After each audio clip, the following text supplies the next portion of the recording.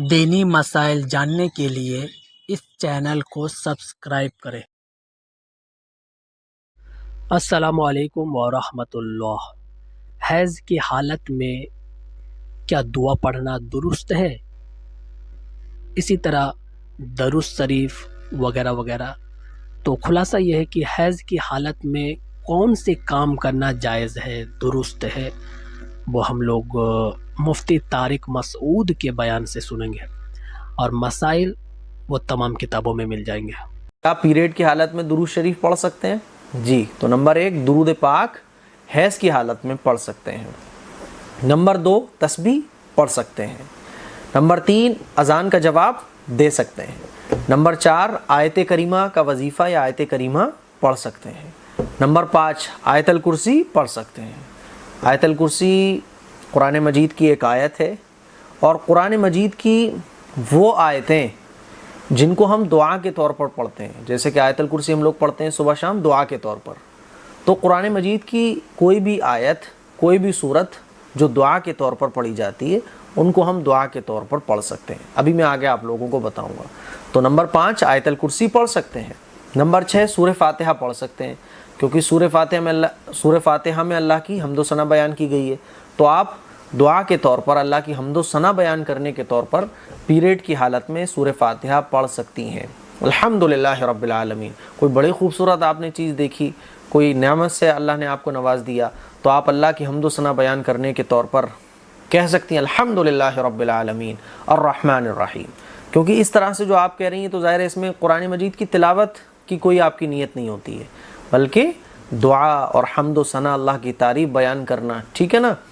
تو جو قرآن مجید کی آیات دعا کے طور پر پڑھی جائیں، یا قرآن مجید کی وہ آیتیں، وہ صورتیں جن میں دعا کا مفہوم ہے، ٹھیک ہے، جس میں اللہ تعالیٰ کی حمد و ثنا بیان کرنے کا مفہوم ہے، اس کے جو معنی ہیں وہ اللہ تعالیٰ کی حمد و ثنا بیان کرنے کے معنی آتے ہیں، جس میں دعا کے معنی آتے ہیں، اور وہ قرآن مجید کی آیات اور صورتیں دعا کے طور پر پڑھی جاتی ہیں، تو ان صورتوں کو، ان آیتوں کو دعا کے طور پر حیض کی حالت میں پڑھا جا سکتا ہے۔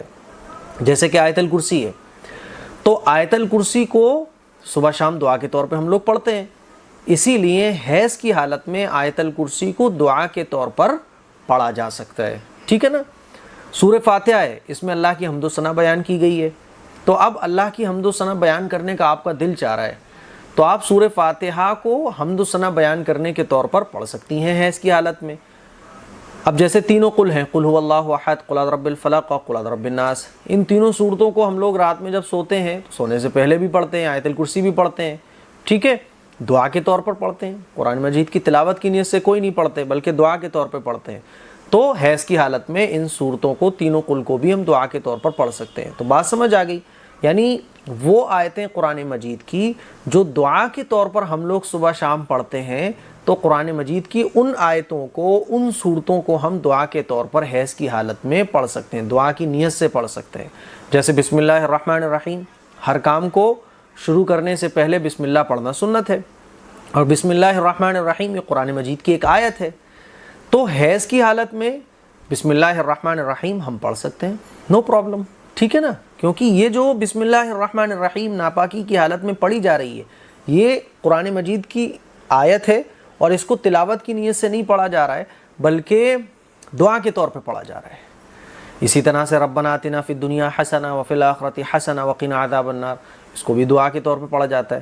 تو میں اپنی بات سمجھا پا رہا ہوں، مجھے امید ہے کہ قرآن مجید کی کوئی بھی آیت ہے، کوئی بھی سورت ہے، ٹھیک ہے نا، جو صبح اور شام ہم لوگ دعا کے طور پہ پڑھتے ہیں، تو ان کو تو حیض کی حالت میں ہم پڑھ سکتے ہیں، لیکن قرآن مجید کی آیتیں، قرآن مجید کی کوئی بھی سورت کو تلاوت کی نیت سے پڑھنے کی اجازت نہیں ہے، ٹھیک ہے نا؟